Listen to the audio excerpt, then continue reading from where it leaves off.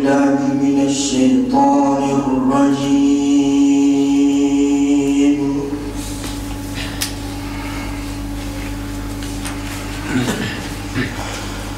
بسم الله الرحمن الرحيم.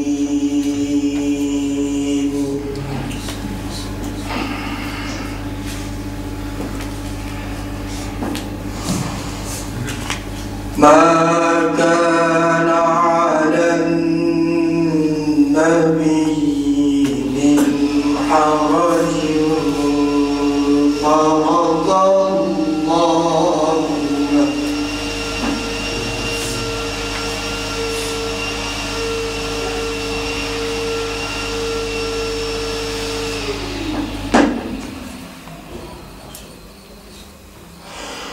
ما كان على النبي من حرج فيما فرض الله.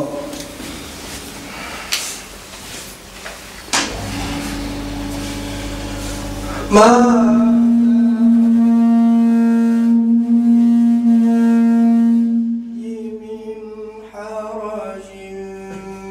فيما فرض الله له. سنة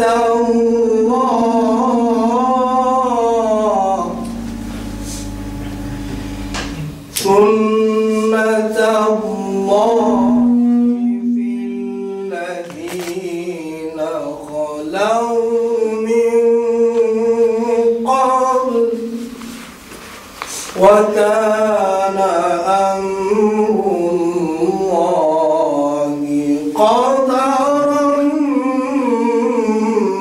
مقدورا. بسم الله الرحمن الرحيم.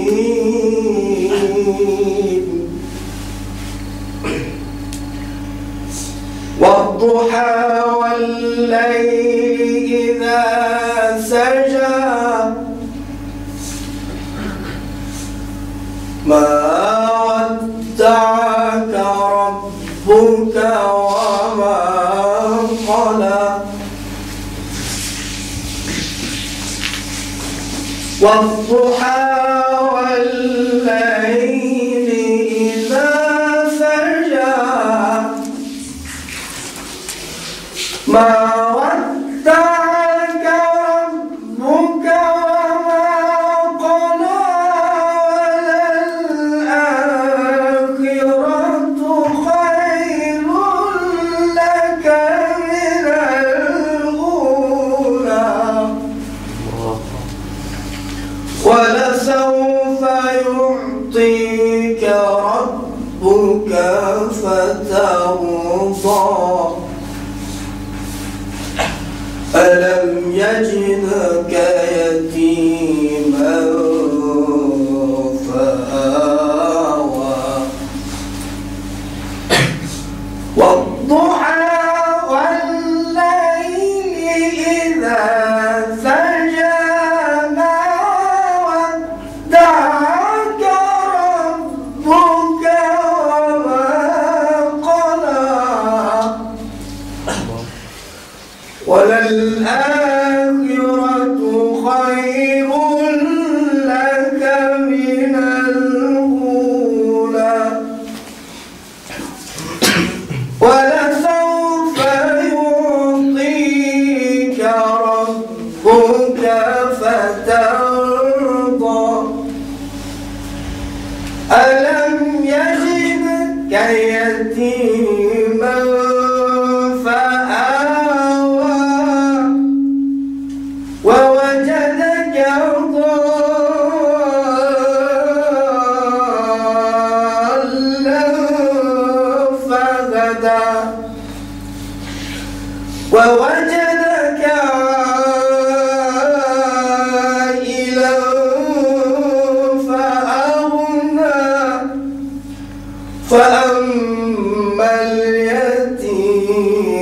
فلا تقهر وأما السائل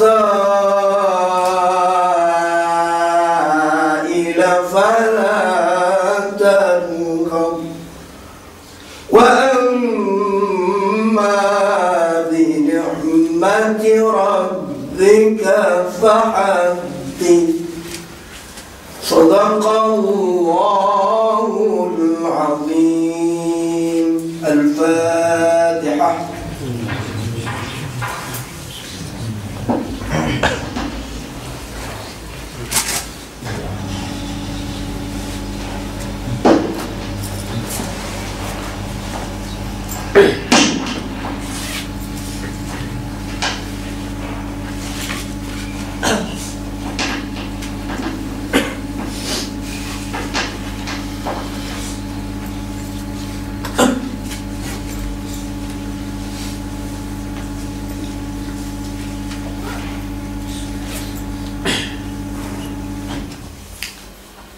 Bismillahirrahmanirrahim. Innal hamdalillah nahmaduhu wa nasta'inuhu wa nastaghfiruh wa na'udzu billahi min shururi anfusina wa min sayyiati a'malina.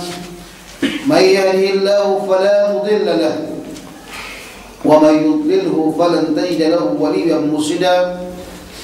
أشهد أن لا إله إلا الله وأشهد أن سيدنا محمدا عبده ورسوله لا نبي بعده. اللهم صل وسلم وبارك على سيدنا محمد وعلى آله وصحبه أجمعين. أما بعد. ومن سنننا المتصل إلى المصنف رحمه الله تعالى عنه قال باب القراءة في الصلاة. Bab yang menceritakan tentang masalah membaca dalam solat.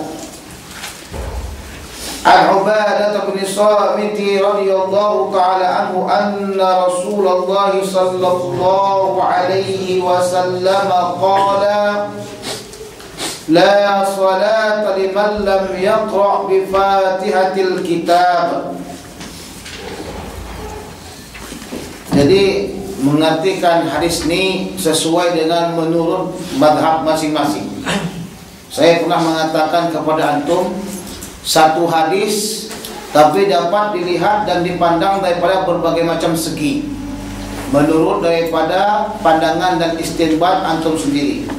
Hadis ini kalau kita lihat, salat liman lam yaqra' bi Fatihatil Kitab, mazhab Syafi'i, mazhab Maliki, mazhab Imam Ahmad mengartikan dengan tidak sahlah solat bagi orang yang tidak membaca Al-Fatihah. Sementara mazhab Imam Abu Hanifah mengatakan tidaklah sempurna solat bagi orang yang tidak membaca Al-Fatihah. Dari sini terjadinya berikhtilafan di antara ulama dalam cara memahami hadis Rasulullah sallallahu alaihi wasallam. Yang pertama, la ini adalah la nafiyatul jinsi. La itu dinasabkan, la salata, la rajula, maksudnya umum. La nafiyatul jinsi untuk umum. Apa maksud umum di sini?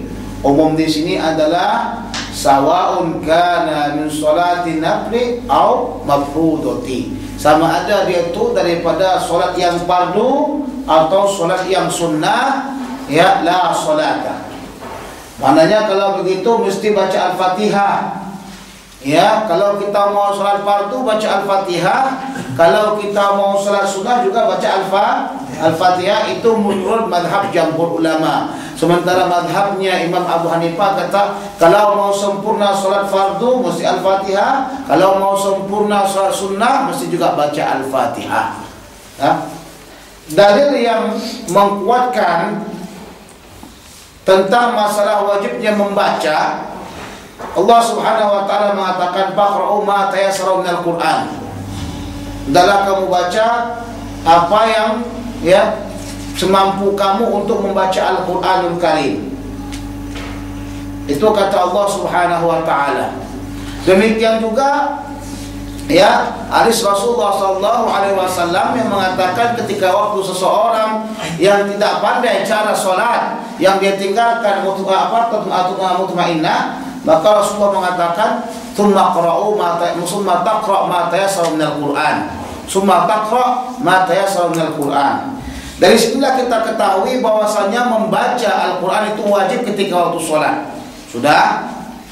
Nah, datang lagi hadis Rasulullah SAW yang berbunyi la sholata liman lam yaqra bi Fatihatil Kitab. Di sini ulama-ulama jamhur mengatakan kita mendahulukan khusus daripada umum. Maksudnya kita amalkan hadis ini yang khas. Kalau kita amalkan khas berarti kita telah mengamalkan umum. Kalau kita baca Al-Fatihah berarti kita telah membaca Al-Quran. Sebab itulah mereka memutuskan la sholata liman lam yaqra, yaitu maksudnya adalah wajib membaca Al-Fatihah. Wajib membaca Al-Fatihah. Ini katakan dalam usul fiqh yuqaddimul khas 'alal 'am. Yuqaddimul khas 'alal 'am. Sebab siapa saja yang mendahulukan 'am atas khas berarti dia telah mencampakkan salah satu dalil. Haram hukumnya mencampakkan dalil. Sebab dalil itu keduanya, kalau kita mampu mengamalkan keduanya, kita amalkan. Kalau tidak mampu kita mengamalkan keduanya, maka tidak boleh langsung kita campak. Dilihat dahulu bagaimana keadaan dalil tersebut. Sementara yang kita lihat yang satu mengatakan faqra'u ma tayassara minal Qur'an. Faqra'u ma tayassara minal Qur'an. Nah, ini umum. Ma umum. Setiap ma yufidul umum, menunjukkan umum. Apa saja. Tak baca surah Al-Baqarah kan, tak baca surah apa saja silahkan.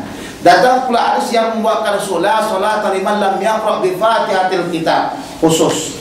Nah, mana yang kita ambilkan? Kita dahulukan khusus daripada umum. Ya, karena kalau kita melaksanakan khusus daripada umum, berarti Al-Fatihah itu juga termasuk bagian daripada Al-Quran. Telah kita amalkan kedua-dua dalil. Tapi kalau kita katakan, oh boleh saja kita ya membaca apa saja, yang penting Al-Quran. Kalau kita baca Al-Fatihah lebih bagus, itu telah mencampakkan dalil la sholata. Kata orang mazhab Hanafiyah, kami tidak mencampakkan karena kami artikan la sholata tidaklah sempurna katanya. Tidaklah sempurna. Berarti kalau sempurna baca Al-Fatihah, enggak sempurna enggak baca. Kita kata dalam la di sini ada makna majas. La ada makna majas. Masuk aja ke dalam. La makna majas. Lihat, ketika Rasul mengatakan la sholata, la nafi. La nafi.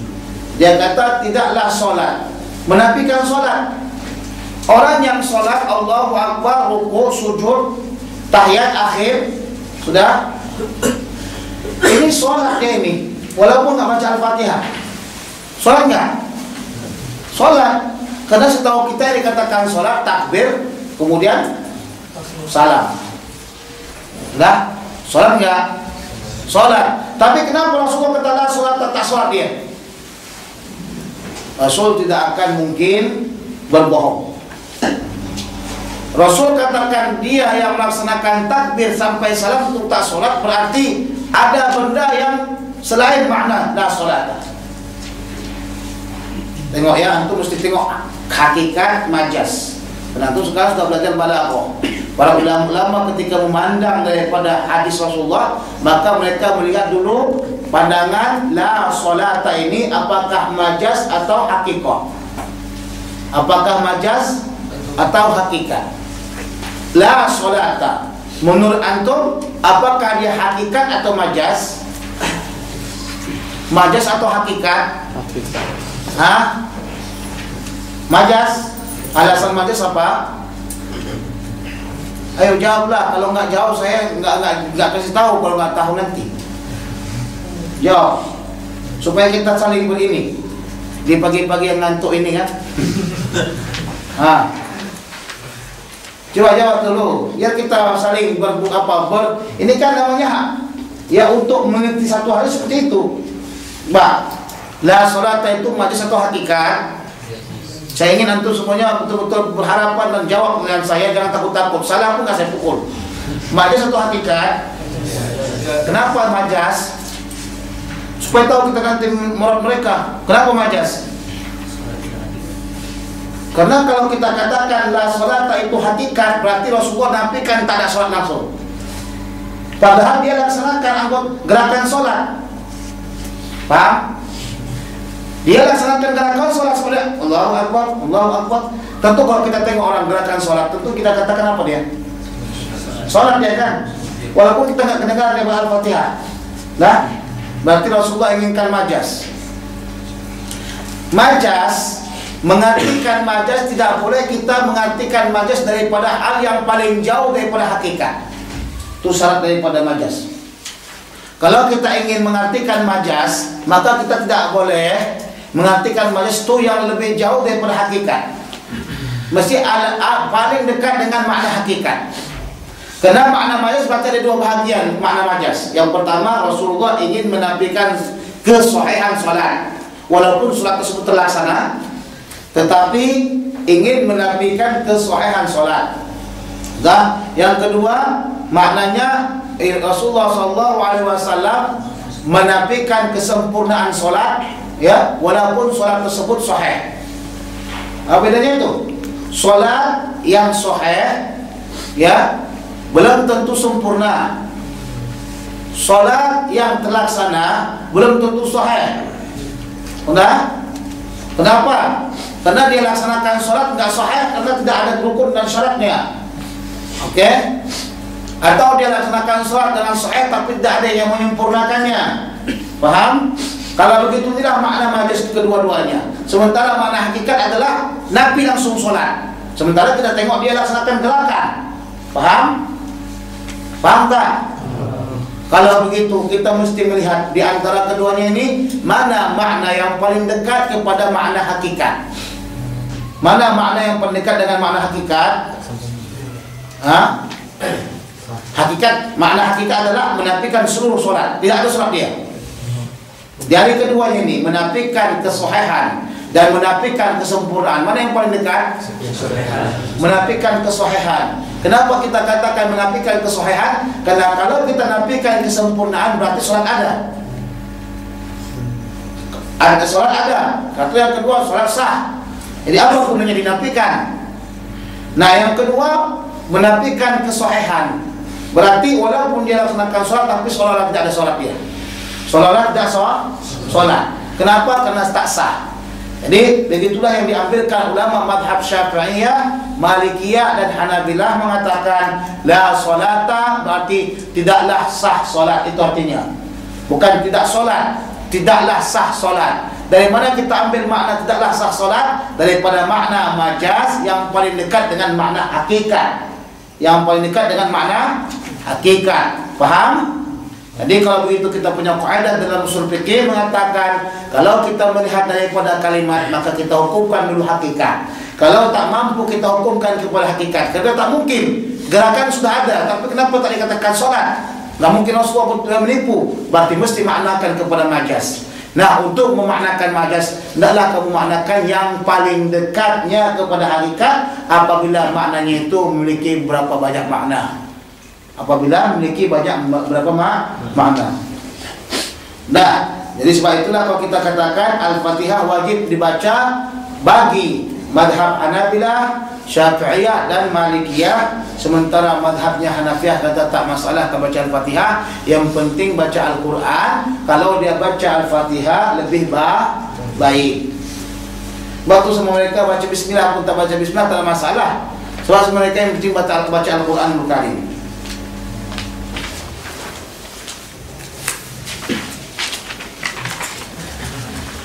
Paham itu ya? Dia itu sudah tengok secara istimbat para ulama-ulama. Itu salah satu bagian cara untuk mengistimbatkan satu kalimat demi satu kalimat. Pertama dipandang dulu lagi itulah apa? La nafi. Nafi apa? Nafiatul jinsi. Nafiatul jinsi gunanya untuk apa? Untuk umum. Kalau untuk umum gunanya untuk apa? Berarti dia itu menafikan sholat fardu dan sholat sunnah. Sholat fardu dan sholat sunnah yang tidak digunakan Al-Fatihah tidak sah. Ada yang kata, saya kan cuma salat sunnah saja. Itu aja, untuk apa Al-Fatihah? Al-Fatihah kan fardu, tidak. Dalilnya la salata illa bi Fatihatil Kitab atau la salata liman lam yaqra bi Fatihatil Kitab, menunjukkan la ini sama ada dia fardu atau sunnah. An Abi Qatadah Al-Ansari radhiyallahu ta'ala anhu qala kana Rasulullah sallallahu alaihi wasallam yaqra'u fi rak'ataini ulayaini min salatil zuhri bi Fatihatil Kitab wa surataini. Rasulullah sallallahu alaihi wasallam membaca 2 rakaat yang pertama itu dalam salat zuhur dengan apa? Fatihatul Kitab. Nah, diterangkan lagi para ulama mereka menggunakan Fatihatul Kitab. Sudah? Jadi kalau begitu mesti orang-orang mazhab Abu Hanifah mentaklidkan hadis ini. Dia kata, oh ya Rasulullah SAW membuat hadis ini, dia baca hadis ini karena untuk kesempurnaan saja. Untuk kesempurnaan saja. Kita kenapa kita katakan untuk kesempurnaan? Dan jelas-jelas Rasulullah selalu senantiasa membaca Al-Fatihah. Sudah? Wa yutawwil bil ula bi Fatihah kita wa surataini dan 2 surah. Jadi surah dibaca ya sunnah hukumnya pada rakaat yang pertama dan rakaat yang kedua. Wa yutawwilu fil ula dan memperpanjangkan rakaat yang pertama. Wa yuqassiru fi tsaniyati dan membendekkan rakaat yang kedua. Jadi hukumnya kalau kita baca surah, panjangkan rakaat pertama, kemudian pendekkan rakaat yang kedua. Itu yang pertama. Yang keduanya, kalau mau baca Al-Qur'an itu surah-surah tersebut menurun ke bawah. Jangan dari bawah ke atas. Nah, contoh kita baca Wadduha rakaat yang pertama, ya, kemudian baru rakaat keduanya apa? Alam Nasr. Jangan Alam Nasr dulu baru Wadduha.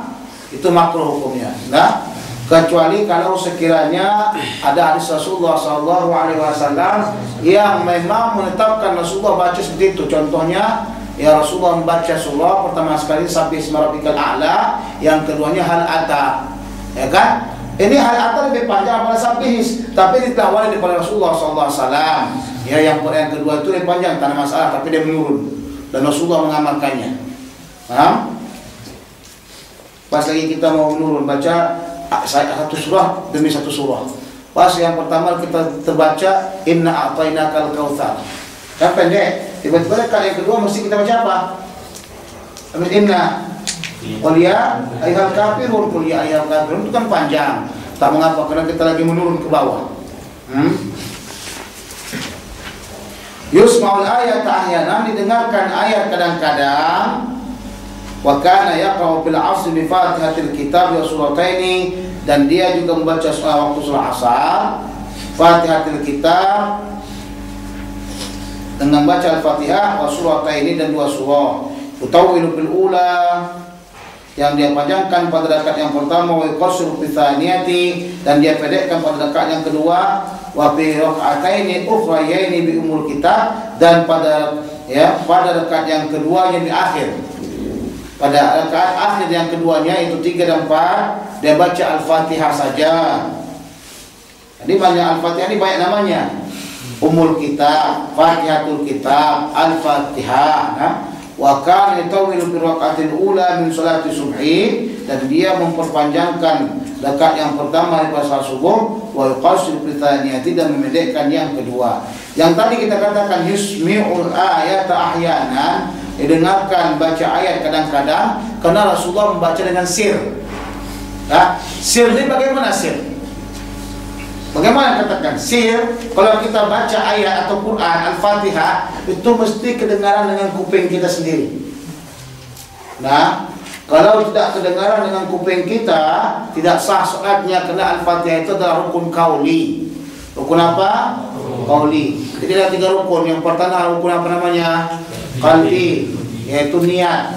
Yang kedua rukun qauli seperti Al-Fatihah dan tasawuf akhir. Kemudian ketiganya rukun fi'li. Nah, rukun qauli ini mesti kita dengarkan dengan,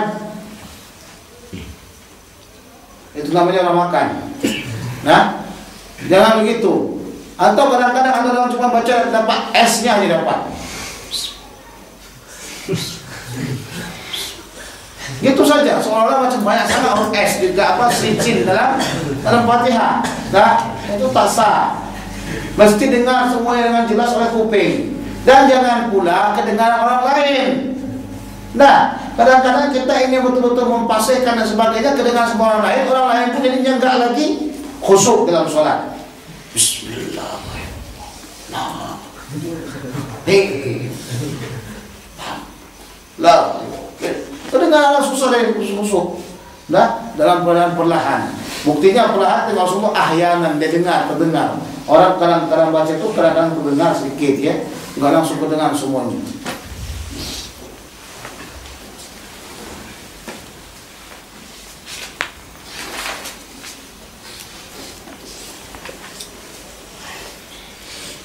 An Jubair ibn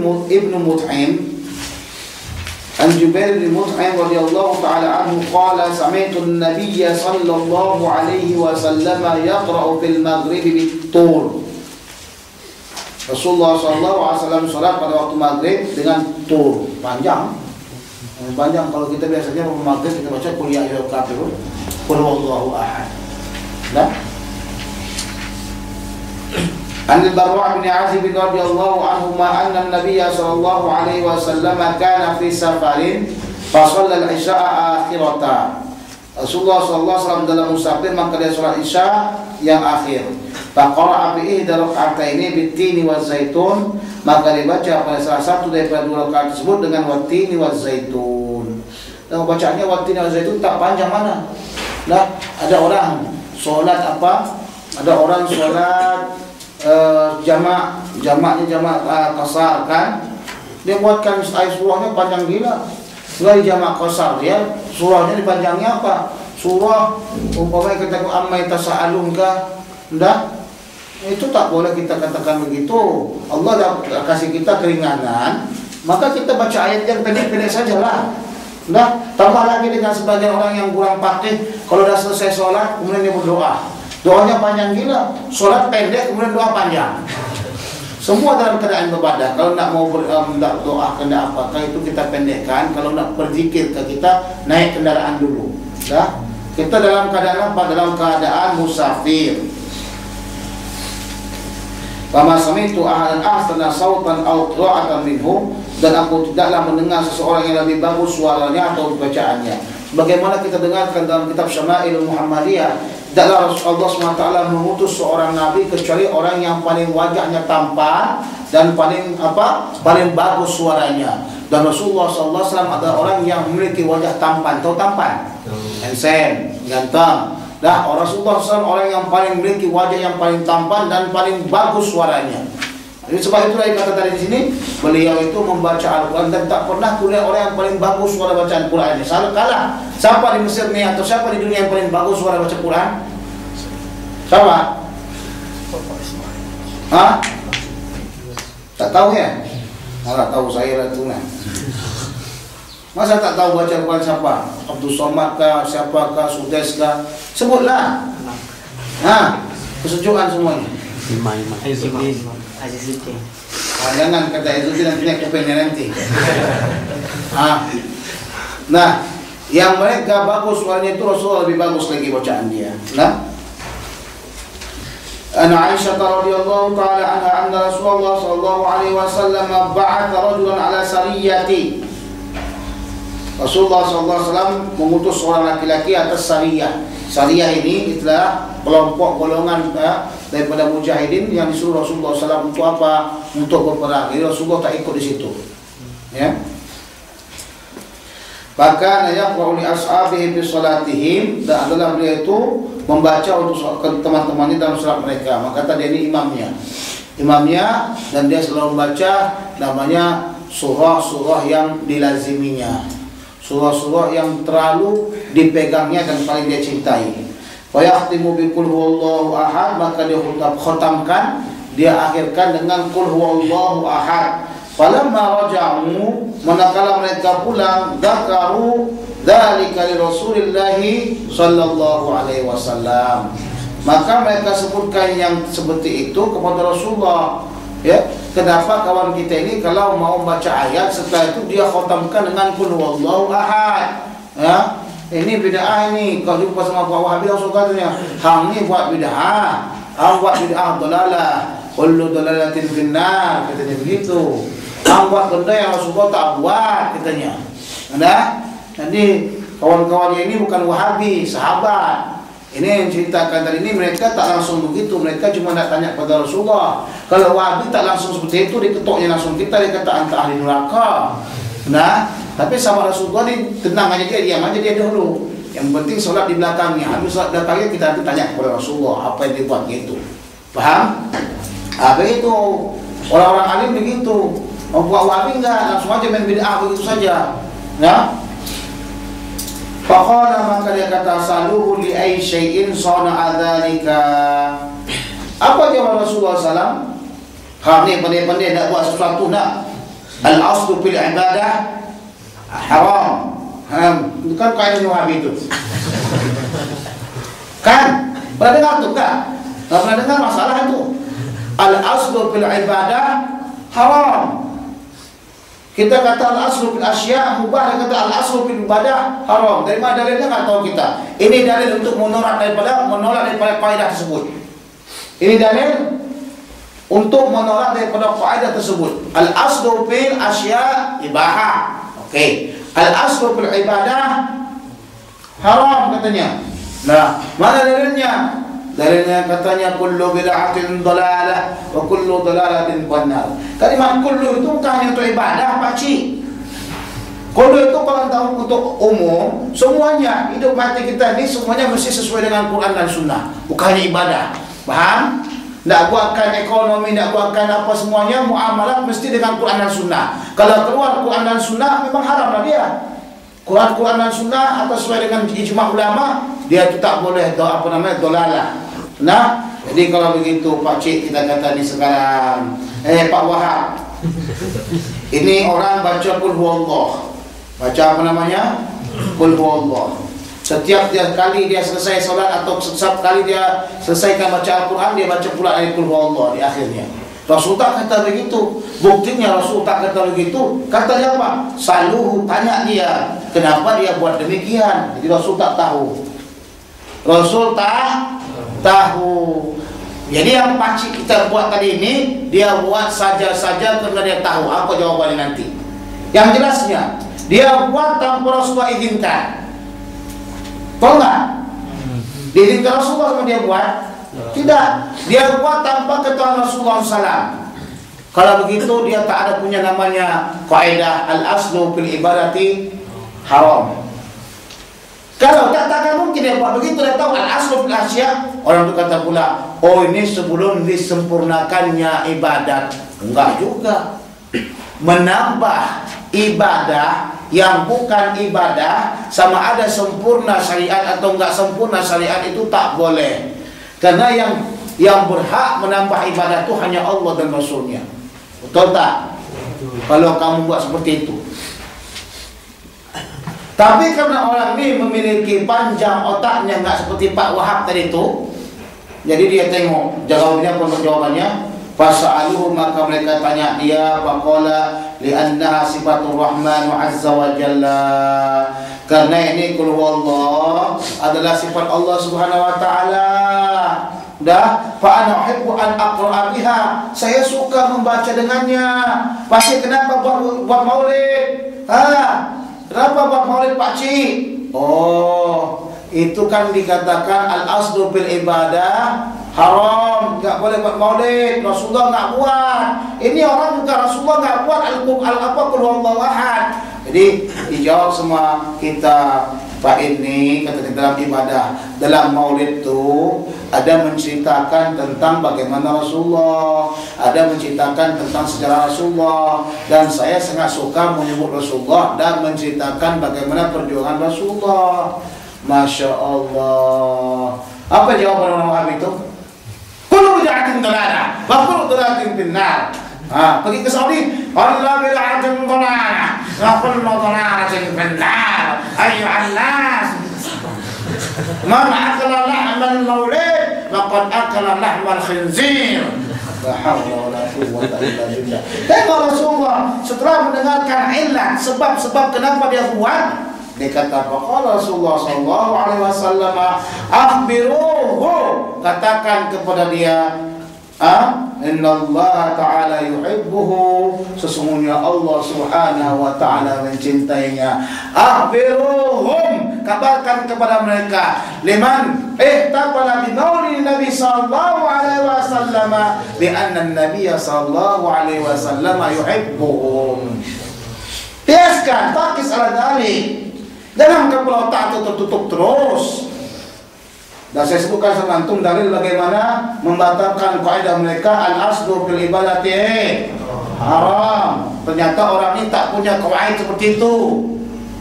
Dan selama ibadah tersebut sesuai dengan Al-Quran dan Sunnah, atau sesuai dengan kiasan Al-Quran dan Sunnah, kiasan Al-Quran dan Sunnah sama ada am atau khas, ya, dalil yang umum atau khusus, maka itu diperbolehkan. Selama ibadahnya tersebut digunakan dengan dalil umum atau khusus, diperbolehkan, karena Rasulullah SAW juga memaulidkan dirinya pada setiap hari Senin. Fakhbiruhum bi anni hubbukum li annakum tahtafiluna bi maulidin Nabi sallallahu alaihi wasallam. Jadi kita insyaallah dapat syafaat Nabi, mereka tengok-tengok kita saja. Tak apalah, alhamdulillah. Yakin kita insyaallah taala kita mengapakan maulid Nabi, mereka tengok aja. Kurangnya aku dulu buat maulid. Andai kata aku dulu buat maulid, kasih makanan semua orang yatim, kasih makanan semua orang yang hadir kan. Tapi itu cuma andai-andai saja kan. Itu. Ya kata para ulama, nasu adun lima jahalabi. Seseorang itu adalah musuh bagi apa yang dia bodohi atau dia tidak ketahui. Jadi kalau tengok orang berbuat ibadah sesuatu, jangan langsung main haram-haram saja dah. Tanya dulu apa penyebabnya. Kalau kau tengok syekh kau buat sesuatu, tanya dulu. Ini cerita pada guru saya, ada Syekh Mahmud bin Pasar Ibu. Saya mengaji sama beliau terlalu banyak, alhamdulillah ta'ala, kitab-kitab.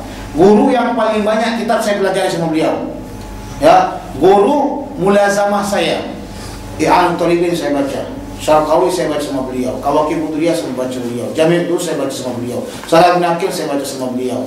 Apalagi banyak lagi yang lain-lainnya, Hasyiatan dan sebagainya, Jamul Jawami, banyak sekali saya baca sama beliau, alhamdulillah rabbil alamin.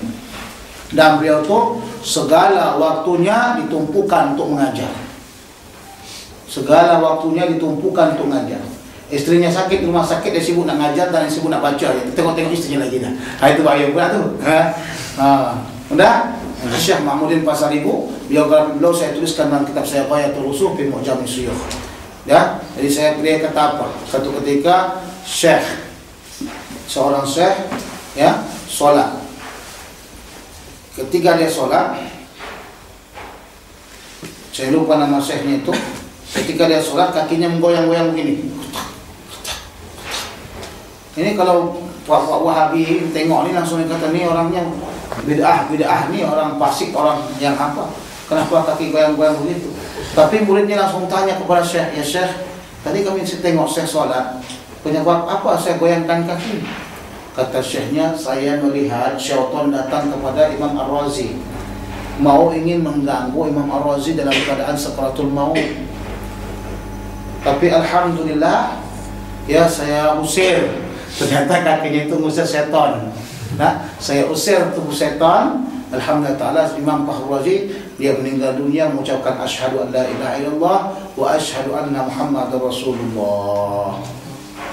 Nah, jadi begitulah kalau kita tengok orang-orang ulama-ulama buat sesuatu, jangan langsung putus saja begitu. Ini sekarang kita banyak putus-putuskan macam-macam. Sebelum-sebelumnya sudah banyak kali orang yang menghina Syekh Muhammad Ramadan Buti dengan berbagai macam amalan apa dia. Dia kata inilah ulama pemerintah lah apa semuanya. Saya alhamdulillah ta'ala saya paham betul mauqifnya Syekh Muhammad Ramadan Buti.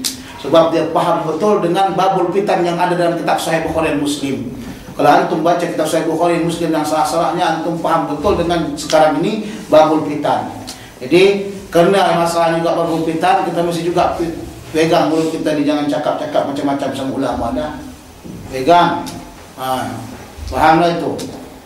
Jadi jangan sembarang-sembarang nak hina ulama apa-apa semua, antum belum tahu lagi tujuannya bagaimana dan kenapa. Terus tuan kata ini ulama pemerintah apa semuanya. Ulama pemerintah lah, ulama yang pro dengan pembunuhan lah, apa semuanya. Jangan kata begitu. Kalau antum tanya pun sama saya punya mokib lain dan berbeda. Sebab permasalahan ini memang saya tahu adalah fitnah. Fitnah ini antum akan tahu sendiri setelah selesai nanti beberapa tahun akan datang. Tengok macam mana sekarang di Libya. Di Libya orang-orang yang dia pro kepada Qaddafi semua sekarang dibunuh. Paling sedikitnya mereka dipenjara, disiksa. Apakah itu yang dikatakan Islam? Ya, tengok, ini kalau sudah sehingga gini kejadiannya, berita-berita semua tak memberitakan sangat. Tapi nak ingin jatuhkan, nak ingin ini kan, itu mereka gunakan untuk buat fitnah di luar Islam sekarang ni. Mereka buat fitnah. Hati-hati, orang kafir. Apakah antum fikir orang kafir diam sajalah? Apakah kita fikir orang kafir diam saja dalam masalah ni? Yakin 100% saya, ini semua juga orang kafir punya pekerjaan. Nah, kenapa umat Islam semua mati? Bukan sedikit mati umat Islam. Jangan kata saya Islam, umat Islam mati. Tapi apa penyebab kematian itu? Tengok dulu keadaan. Wah, itu hati-hati, jaga mulut kita, nah. Jaga mulut kita. Keadaan seperti ini pernah kejadian juga sebelum-sebelumnya ketika waktu masa Muawiyah dengan Imam Ali radhiyallahu taala anhu.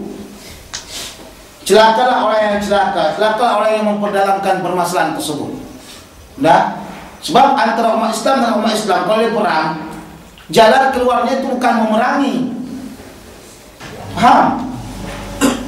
Antara umat Islam perang dengan Islam, jalan yang pertama itu bukan memerangi. Bagaimana duduk supaya membicarakan supaya jangan berperang.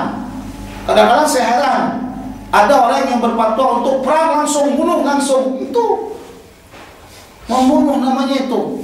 Sedangkan Rasulullah SAW apabila terjadi kedua kelompok yang berperang, duduk berunding, bukan perang langsung, jatuhkan. Kota mati semuanya orang mati.